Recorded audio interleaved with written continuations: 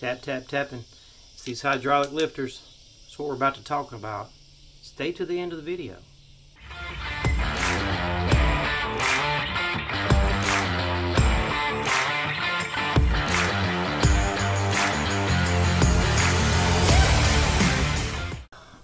Alright, welcome back. So, I know somebody out there that has a Mazda has the tick, tick, ticking. Oh, it's fine. Runs like a sewing machine. Sounds like a sewing machine. Tap, tap, tap. Tick, tick, tick. It's normal. No, it's not. No, it's not. Didn't come from the factory that way.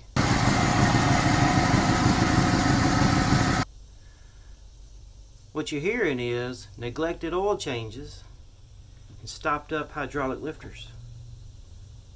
So that's what we're going to talk about today. You had these in your engine if it was a 2.2 liter. The 2.0 and about 86, some of 87 had the adjustable rockers. And then they later converted to these around the middle of 87 or 88 when the 2.2 came out. And after a while, if you don't do regular oil changes, there's some very tiny orifices in this hydraulic lifter that get clogged up and it will not stay primed, and then you'll hear tapping. So this is a valve train that I got from a junkyard, and I only got it for the rockers in case I want to, when I do an engine rebuild soon, if I want to go with the hydraulic lifters.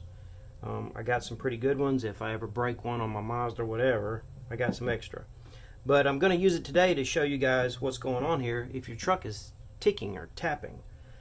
Generally what that is, it's these hydraulic lash adjusters or the hydraulic lifters. And what happens is they got some very tiny orifices in there, and oil usually stays in here and it stays primed to the point where it's pretty hard. It's hard enough you can barely, you can't do it with your own hands, but it does move a little bit, and they don't require any adjusting. Earlier model trucks, the B2200, they had the mechanical lifters, and you could adjust those, which I did a video about that not too terribly long ago. But in this video we're going to just talk about these, and these are non-adjustable, but if your truck is tapping, you may want to replace these. Some have cleaned them up and put them back in and had good luck. Me personally, I would go for something new and hope for the best. They can get incredibly expensive from Mazda, but these right here are from Melling. There's the part number, and these were $4 a piece, which is expensive. These actually come, let's open one up. I think I already had this one open. That's very random that I did that. Let's look. I thought they came in a package. No, they don't. They don't come in a package. So let's see here. Yeah, that's exactly what someone else told me, that they come like almost like they're already primed. Can't move it. We'll get into that in a bit. I don't know how they do that without it coming in a package of grease or something, but maybe there's grease in it. Yeah, you can't move these. It's like they're already primed, which is good, and some people have said, they've had good luck with these, like they put them in and they're done. There are some cheaper ones out there, and I've heard that they'll put them in, and then all of a sudden 6 months later, or even a couple weeks later, they're already tapping again, like they just won't hold prime. So, yikes, I know this looks scary, but I have found, oh yeah, we're going to try that. Okay, I have found that this is kind of the easiest way to get them out, very gently. I'm not like pinching hard, I'm just using it like a claw to pull it out. It's easy to pull out because all I'm doing is getting right on that lip and just doing a little pry. And of course this one's primed, but you would just, well, let's find another one. Let's do it one more time, one more again. Oh, that one. This one on the end. Can you see that? It's not primed, okay? So, give it a little pry. Boom, come right out.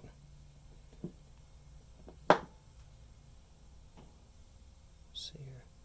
Very squishy, right? So there's one hole in the bottom that oil goes in. And then see that little tiny hole right there? Oil comes out of that hole too. So you can see how easy it would be for these to get stopped up with trash and not stay primed and stay down or so, and then you hear a lot of tapping. But I took one out from over here, and it is let me see if I can show you.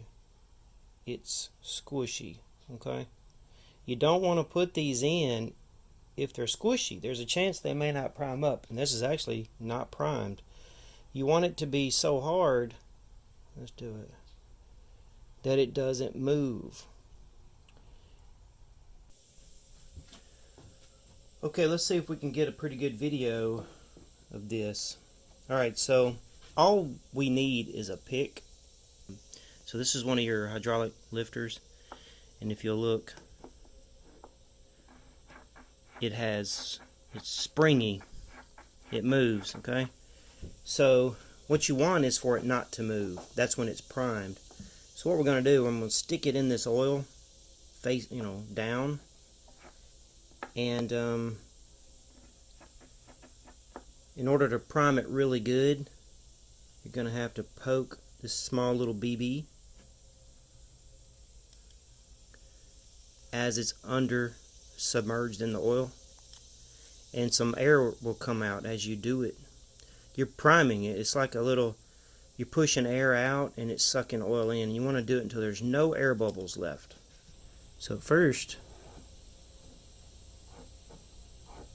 I'm doing that, and it's not really doing anything. I mean, it's not holding prime. So I'm going to stick my pick in there, push down on it. Look at that air bubble come out. A couple of them. I'm going to do it again. I want another air bubble. Come on. Just keep it depressed. There's no air, and boom, that last little bit there, it's solid.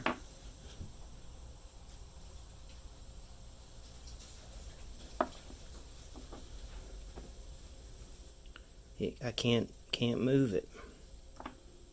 So it is so hard, and that's what you want. That's a primed lifter.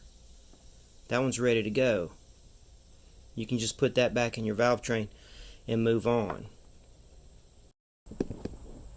Now we're going to put it back in, and it will not move, and that's what you want. That's how you prime a lifter.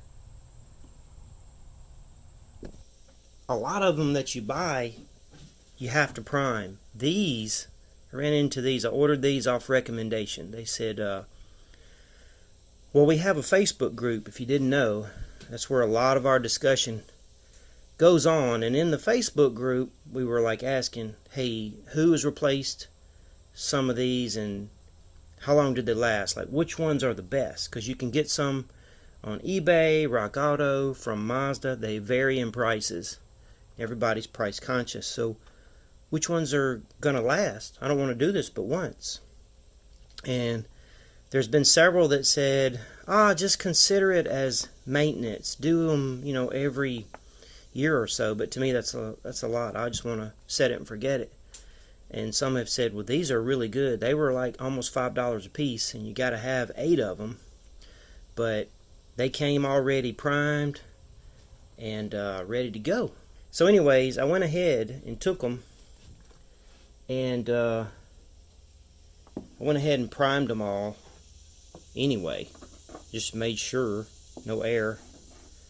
and I just submerged them in oil because they have a tiny O-ring right here, this little orange O-ring, and I didn't want them to stay in the box forever and dry rot or something, so I just made sure they were primed and put them in the oil for whenever, like, I don't know if my truck that has hydraulic lifters decides to get real ticky or something, or springs get weak in them and they decide they're going to tick all the time. Well, I got some to replace it. And I wanted to get some because we're in that COVID era right now and things are hard to get sometimes. So I went ahead and bought some and put them up. Alright, well, that wraps up this video. I want to keep it short. No one likes all these crazy long videos. This one was really just all about the hydraulic lifters. It could have been made a lot shorter because it's really easy to prime them, but I know some of you want to know a little bit more about that stuff. So stay tuned. Next video we will cover more of the valve train. We'll try to keep that video short, but we'll talk about the valve train, you know, how to take it off, flip it over, throw these in, and go over the mechanical one if you wanted to do a swap. We'll just talk about it. We'll give you all the deets. Okay, so if you like the video, click the thumbs up, and if you've never been here before, you want to see more, click subscribe, tell all your friends about it.